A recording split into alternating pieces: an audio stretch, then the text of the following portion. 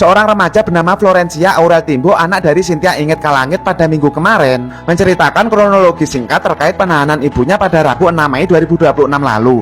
Ya, Cynthia diketahui terseret kasus dugaan korupsi dana bantuan korban erupsi Gunung Ruang yang disebut merugikan negara sekitar 22,7 miliar rupiah.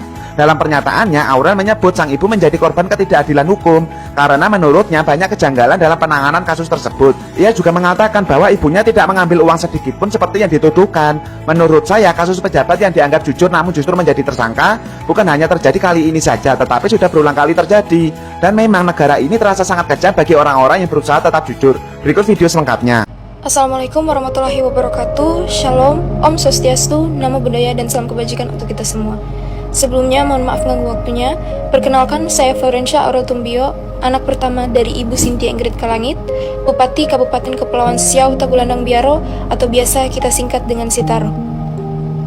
Di sini saya berbicara bukan sebagai pejabat, bukan sebagai politisi, tetapi sebagai seorang anak yang ingin teman-teman semua ikut berpikir bersama saya. Saya ingin teman-teman mengikuti alur cerita ini dengan sebaik-baiknya.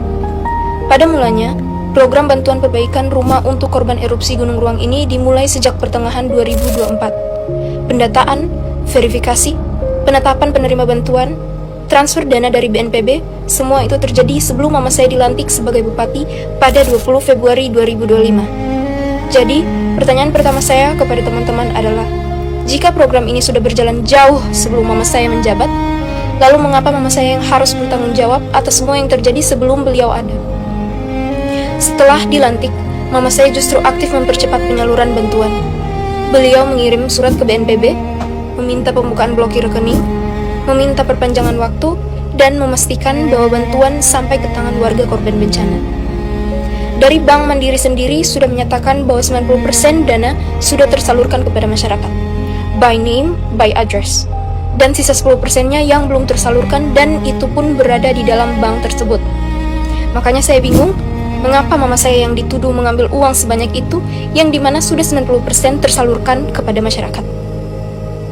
Pertanyaan kedua, apakah ini tindakan seseorang yang berniat korupsi, atau ini tindakan seseorang yang sedang bekerja untuk rakyatnya?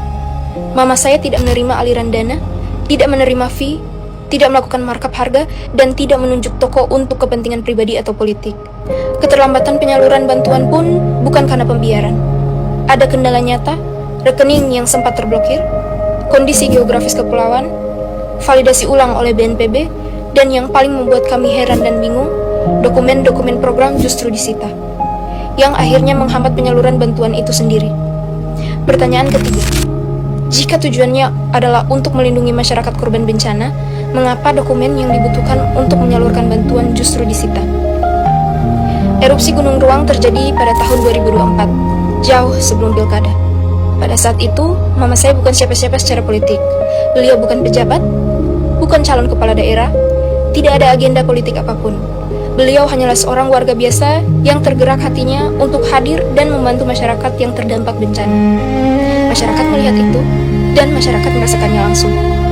Dan ketika pilkada tiba, kepercayaan itu yang membuat mereka memilih mama saya dengan suara yang besar, dengan perbedaan lebih dari 5.000 suara. Dan tidak lama setelah kemenangan itu, proses hukum ini dimulai. Saya hanya meminta teman-teman untuk berpikir dan bertanya, siapa yang paling diuntungkan jika mama saya dijatuhkan?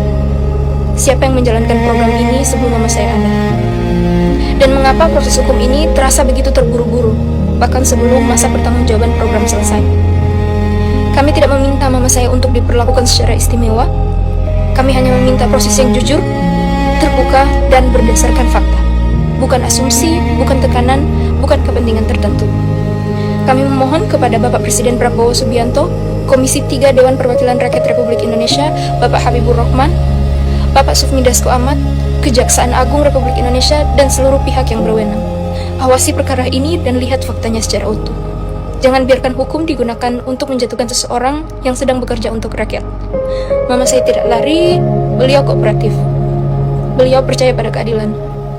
Dan sebagai anaknya, saya juga percaya keadilan itu masih ada. Tapi keadilan itu butuh suara, butuh perhatian, dan butuh kita semua. Kalau teman-teman tergerak dengan cerita ini, tolong bantu sebarkan dan tolong bantu doakan. Karena saya hanya seorang anak yang ingin ibunya mendapat keadilan. yang nyata dan juga transparan. Terima kasih. Wassalamualaikum warahmatullahi wabarakatuh. Shalom, Om Santi Santi Om, Namo Buddhaya dan salam kebajikan untuk kita semua. Dan untuk permintaan terakhir, kami memohon untuk yang terhormat, yakni Mahkamah Agung untuk mengawasi kasus mama saya. Sekian dan terima kasih.